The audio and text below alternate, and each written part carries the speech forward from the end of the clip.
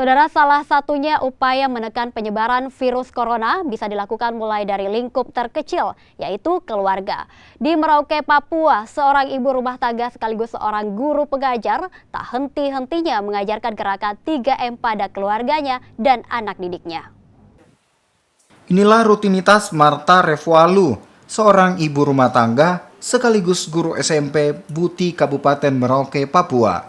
Sebelum berangkat mengajar, Marta selalu menyiapkan keperluan rumah tangga dan anaknya. Pertemuan kecil dengan keluarga menjadi sarana untuk terus mengingatkan anggota keluarganya tetap menerapkan 3M, memakai masker, mencuci tangan, dan menjaga jarak sesuai dengan protokol kesehatan. Masa pandemi COVID-19 membuat Marta harus mendatangi siswa yang belum bisa bersekolah tatap muka.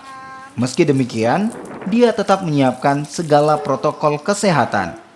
Bahkan di sekolah pun Marta tetap mengingatkan agar siswanya selalu melakukan hal yang sama demi memutus rantai penyebaran virus corona.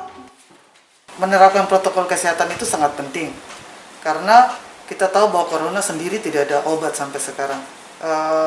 Harus dikatakan, harus diakui bahwa ini penyakit tidak main-main. Sehingga membentengi diri masing-masing dengan tidak keluar, kalau tidak terlalu penting, urusan tidak terlalu penting, tidak usah keluar. Kemudian penggunaan masker, cuci tangan, dan menjaga jarak itu penting untuk membatasi diri dari agar tidak terpapar virus corona. Marta mengakui dia menjadi salah satu orang dengan risiko tinggi penularan COVID-19 karena harus keluar rumah dan berinteraksi dengan banyak orang. Dengan protokol kesehatan, Marta optimis potensi penularan bisa dicegah.